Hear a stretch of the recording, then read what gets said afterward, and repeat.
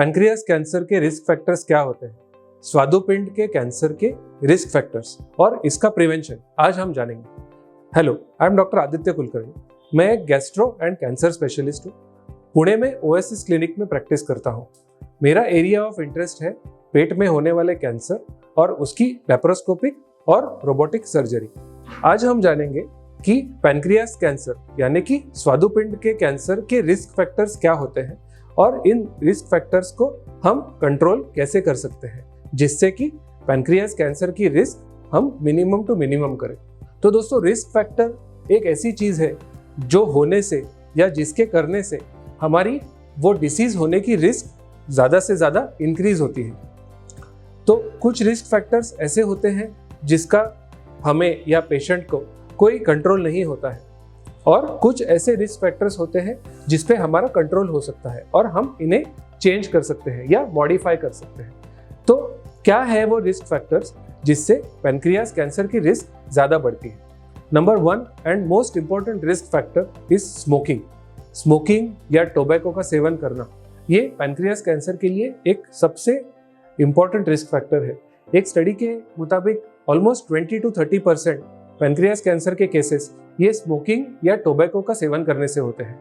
सो अगर आप cigarette smoke करते हैं या टोबैको का सेवन करते हैं तो इसे इमीडिएटली बंद करना या इसको मिनिमाइज करना ये पैनक्रियास कैंसर को प्रिवेंट करने के लिए बहुत ज़्यादा ज़रूरी है। Number 2, increasing as.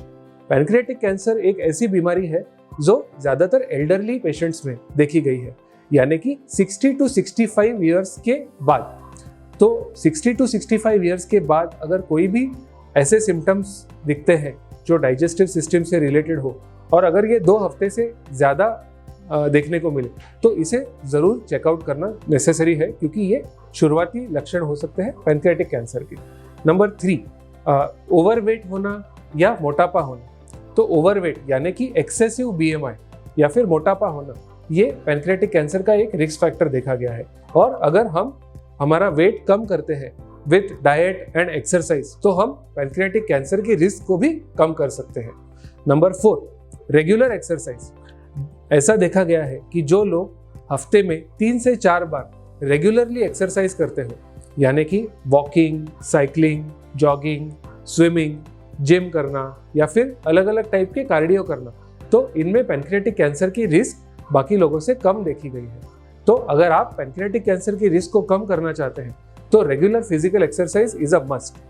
अल्कोहल का सेवन करना। ऐसा देखा गया है कि अल्कोहल का सेवन करने से पैनक्रियाटिक कैंसर की रिस्क बढ़ सकती है और अल्कोहल रेगुलर तौर पर इंजेस्ट करने से क्रोनिक पैनक्रियाटाइटिस यानी कि पैनक्रियास का प्रदीर्घ काल के लिए सूजन आना ये भी कॉमन है और ये पैनक्रियाटिक कैंसर का एक मेजर रिस्क फैक्टर पाया गया है। तो अगर आप अल्कोहल का इंजेक्शन करते हैं, अगर आप अल्कोहल पीते हैं तो इसका सेवन जल्द से जल्द बंद करना होगा या फिर इसका इंटेक बिल्कुल कम करना होगा, यानी कि less than 1 drink per week. कुछ जेनेटिक फैक्टर्स भी ऐसे देखे गए हैं जिसमें पैनक्रियाटिक कैंसर की रिस्क बढ़ सकती है। ऐसे कुछ जेनेटिक फैक्टर्स होते हैं जो हमारे जीन्स यानी कि DNA में म्यूटेशन की वजह से कुछ क्रोमोसोमल डिफेक्ट्स अराइज होते हैं जो फैमिली में एक पर्सन से दूसरे पर्सन में ट्रांसमिट भी हो सकते हैं, जैसे कि मदर टू डॉटर या फिर फादर टू सन या फिर फर्स्ट डिग्री रिलेटिव्स में भी ये देखे जा सकते हैं। तो अगर फैमिली में किसी को भी पैनक्रियाटिक कैंसर की हिस्ट्री है तो चांसेस आर हायर के पेशेंट को पैनक्रियाटिक कैंसर हो सकता है। Last and one more important point is the diet. कुछ ऐसी चीज़ें हैं जिसको खाने से पैनक्रियाटिक कैंसर की रिस्क बढ़ सकती है, जैसे कि रेड मीट या फिर प्रोसेस्ड मीट या फिर फास्ट फूड ज़्यादा प्रमाण में, ज़्यादा मात्रा में खाना।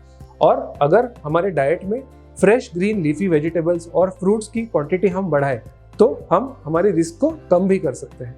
सो बेसिकली डाइट में रेड मीट, प्रोसेस्ड फूड्स को कम करके हमें हेल्दियर फूड्स यानी कि फ्रेश ग्रीन लीफी वेजिटेबल्स या फ्रूट्स को इसकी क्वांटिटी को इंक्रीज करना होगा। तो ये थे कुछ risk factors for pancreatic cancer और साथ ही साथ हमने ये भी देखा कि इस रिस्क फैक्टर्स को हम कंट्रोल कैसे कर सकते हैं। इन शॉर्ट, पैनक्रियाटिक कैंसर को हम प्रिवेंट कैसे कर सकते हैं। तो पैनक्रियाटिक कैंसर से रिलेटेड अगर आपको कोई भी नॉलेज चाहिए हो, अगर आपको कोई सलाह लेनी हो या फिर कोई रिपोर्ट शेयर करना हो तो आप हमें प्लीज़ नीचे दिए गए कमेंट बॉक्स में रीच आउट कर सकते हैं या फिर दिए गए फ़ोन नंबर पे कॉल या मैसेज भी कर सकते हैं। Thank you very much.